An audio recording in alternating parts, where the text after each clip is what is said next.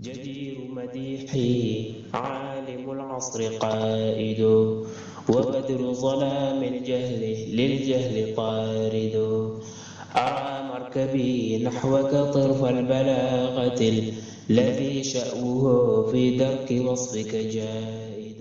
Parce que la foi est un summum illimité. En fait, c'est le lotus de la limite. Sidratul Muntaha. Dans le voyage nocturne, bon, donc comme on est dans les nuits où on célèbre ce voyage nocturne, alhamdulillah, voilà, Allah subhanahu wa ta'ala a montré au prophète sallallahu alayhi wa sallam ce lotus de la limite, donc qui est symbolisé comme étant un arbre. Et cet arbre, selon les saints, surtout les saints mohammediens qui évoluent donc dans leur évolution spirituelle et dans leur ascension spirituelle, arrivent à faire cette ascension. Et ils arrivent à arriver jusque-là. En fait, mais cette ascension ne se fait pas de manière physique. Il faudrait savoir cela. Il faudrait comprendre que quand les saints disent qu'ils ont fait une ascension spirituelle, ils ont fait al-Mi'raj, cette ascension céleste, ce voyage que le prophète sallallahu alayhi wa sallam a fait à travers les cieux, jusqu'au trône, etc., et ainsi de suite, cela ne veut pas dire que cette ascension qu'ils font, eux, est physique. Non. Même concernant le prophète sallallahu alayhi wa sallam, il y a une divergence, certes inconsidérée, mais quand même une divergence sur le fait qu'il ait réalisé ce voyage avec corps et âme. En fait, certains soutiennent qu'il l'a fait avec juste son esprit.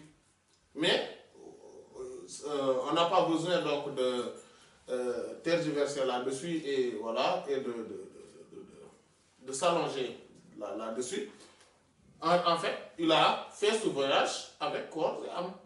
Et il y a des preuves, des arguments tangibles montrant qu'il l'a fait.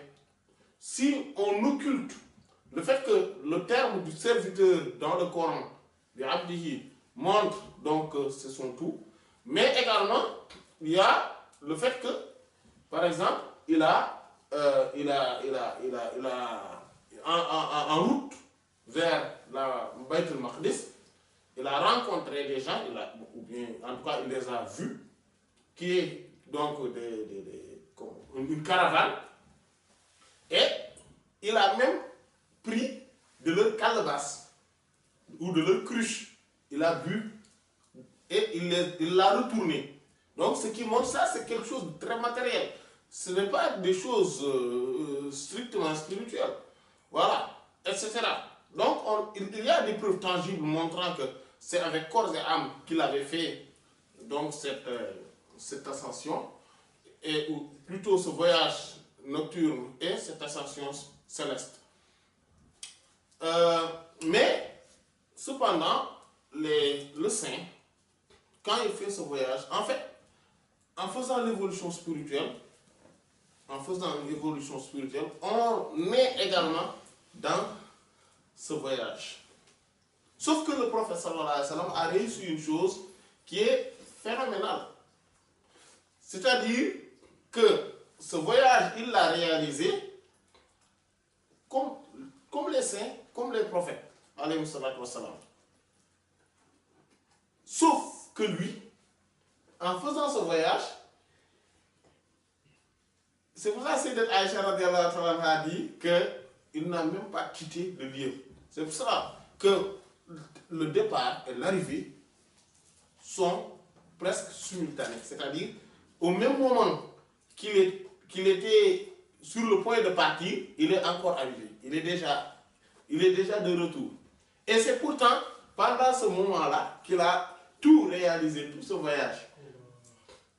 C'est là où se trouve, c'est là où c'est extrêmement phénoménal, vu que, en fait, parce qu'en fait, le professeur a toujours été comme ça. Il a toujours été quelqu'un qui faisait ce voyage-là. C'est pour ça que même Sha'rani nous dit que le professeur sallallahu alayhi wa sallam, ce voyage-là, il l'a fait 33 fois avec son esprit, c'est-à-dire rêve, mais il l'a réalisé également physiquement, donc une fois. Et c'est ce dont on parle quand on parle du voyage nocturne et de l'ascension céleste. Al-Isra wal Mi'raj. Le prophète sallallahu alayhi wa sallam a une faculté phénoménale qui fait que ce voyage puisse se réaliser dans le monde matériel. C'est-à-dire, c'est comme si ce voyage était un voyage matériel. Alors qu'en réalité, ce voyage est un voyage spirituel. Mais le prophète sallallahu alayhi wa sallam, lui, a une particularité et une singularité, faisant qu'il a fait ce voyage sous une forme matérielle. Pourquoi? Parce que lui, dans son khayal, qui est la fiction, donc qui normalement est la fiction dans son monde imaginaire, il arrive, il a la possibilité de transposer ce qu'il vit dans ce monde, dans le monde matériel. Faisant que, c'est pour cela qu'il a fait ce voyage dans le khayal, et dans le monde matériel, il est revenu et que ça s'est réalisé. Que ce voyage s'est réalisé dans le monde matériel. Et donc, chaque chose représente une station spirituelle et un symbole. Et la perfection de la foi est symbolisée par cet arbre du lotus. Par cet arbre du lotus de la limite. C'est pour cela que dans le Coran, Allah subhanahu wa ta'ala nous parle de cet arbre qui est la représentation, ou plutôt le symbole de la foi. Quand il dit Masalu kalimatin tayyibatin ka shajaratin tayyibatin asluha thabitun wa far'uha fis sama tu'ti ukulaha kulla hin bi idni rabbiha. Donc il parle dans ce verset, il nous parle de ce symbole, de cette foi, de la foi qui est en réalité ce symbole. Voilà, qui est ce symbole. Parce que la foi du prophète est la plus parfaite possible. Mais on ne nous demande pas ça, parce que c'est sûr que c'est évident, voilà, c'est évident qu'on ne peut pas l'avoir. Tout l'univers réuni. C'est pour cela que, et dans ce sens-là, c'est pour ça que le prophète lui-même, sallallahu alayhi wa sallam, est le lotus de la limite. Sidratul Muntaha. C'est pour cela qu'il est la limite de tout.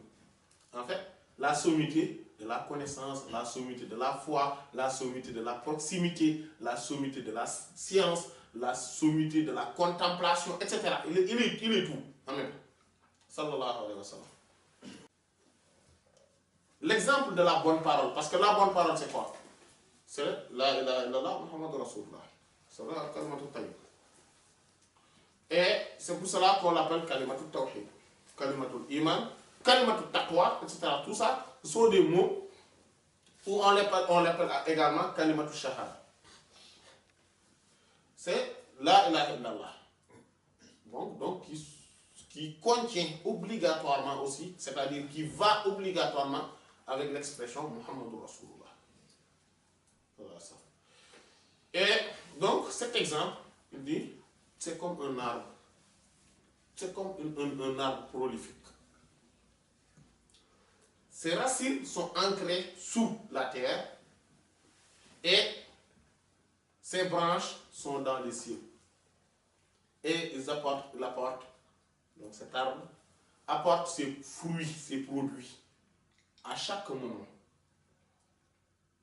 par l'autorisation ou la permission. فما كثرت إلا عليك مدائحي وما حسنت إلا عليك المحامد وما لي بقول فيك إلا شهدته شهادة حق ليس فيه زوائد بل اسمك عنوان العلا فيك خالد محمد أنت المصطفى أنت عابد.